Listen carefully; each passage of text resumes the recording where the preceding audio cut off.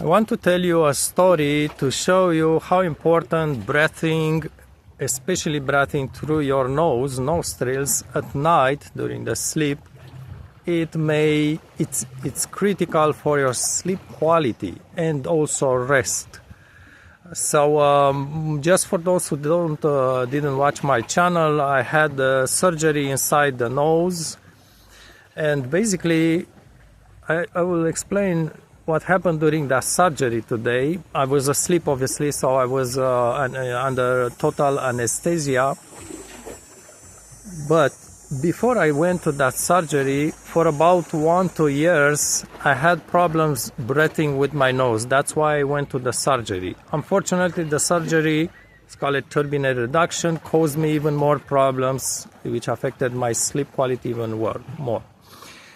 What's interesting is that about 2 years before that surgery, so what happened is that when I was about, I don't exactly remember the time, sometimes in my 20s, I think, I broke my nose. I hit a car, I was on my bicycle, I hit a car, broke my nose. Since that moment, what happened, my nose shifted to one side, which is maybe possible to see. I'm not sure if it's really easy to see, but it shifted to one side, and the air passages, especially here at the top, are very thin. So if the nose moves to one side, one passage may be fully blocked, and it's remaining only one nostril to breathe through.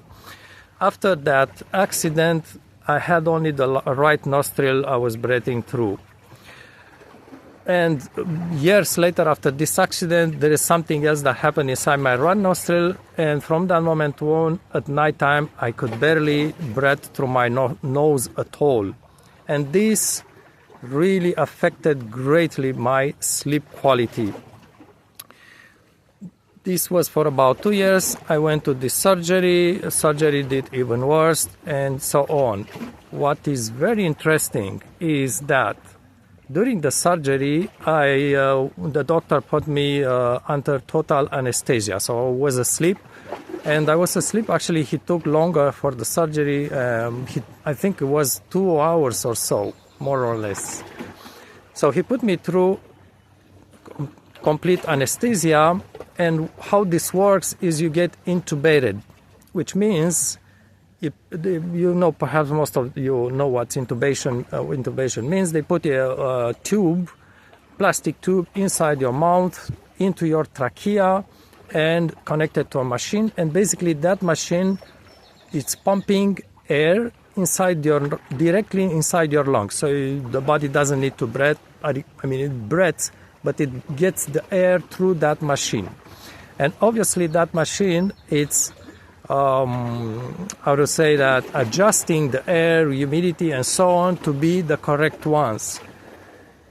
Very interesting thing is, during those 2 hours of surgery, for the first time after about 2 years of having a very poor breathing and very poor sleeping quality, for the first time during the surgery, I remember very well, I had a sleep just like I was sleeping when I was a child. Extraordinarily resting, and I also had dreams during the surgery. And I remember that moment. It's almost emotional for me. It's just like when you fall in love with someone. It was incredible, that moment. Again, let me just recap a little bit the story. So about 2 years of very poor breathing and sleep quality. Actually, even before those 2 years, because my nose got broken, I lost a part of my sleep quality. Then during the surgery, excellent sleep quality because I got air inside my lungs the right way, and the correct air, correct humidity, and so on. And after the surgery, unfortunately, things went terrible.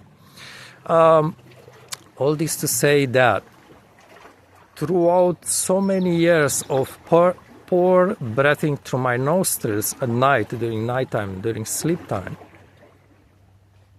only during that surgery I slept for 2 hours like a baby. Why? Because my lungs during the surgery got the proper air, proper airflow, proper air quality, humidity, basically it did bypass the nose breathing. So you see the difference between having a problem breathing with your nose, nostrils, and breathing normally. The sleep quality, it's day and night. It's really day and night, basically. All this to say that, yeah, anyhow, maybe it gives you the idea, right? How important it is to breathe normally through your nostrils, at least for the sleeping part, for the nighttime. Just like I said in other videos, the problems with nostrils usually are two types. Could be both of them at the same time. One is the passages on either side or on both sides are restricted because could be anything. Could be swelling inside, could be a broken nose, could be a turbinate surgery. And the second part is that is when your nostril does not humidify the air that you breathe in normally, because the nostril, just like I said in that video, it's a very strong humidifier for the air that gets inhaled, that gets into your lungs. That's why normal person have nostrils very wet. And also you may look to animals. I like to reference dogs. Look at the dog nose tip. It's almost dripping humidity. That's how humid it is inside your nose. And the nose is very big inside, actually. It's very long and it has a large surface. That's why it's very good at humidifying the air that you breathe in.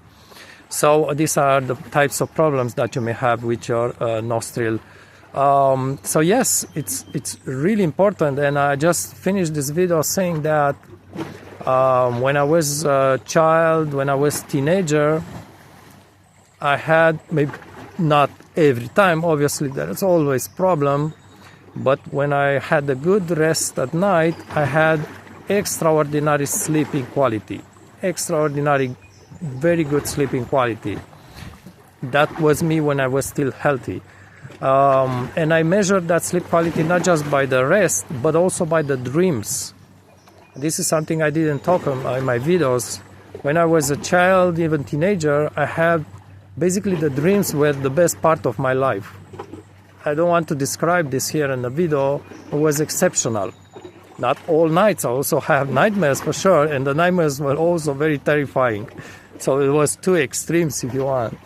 But all that has completely gone since I started having problems breathing through my nose, nostrils at night. So just pay attention to this, and yeah, it's perhaps that's why what I wanted to share with you today. Let's watch.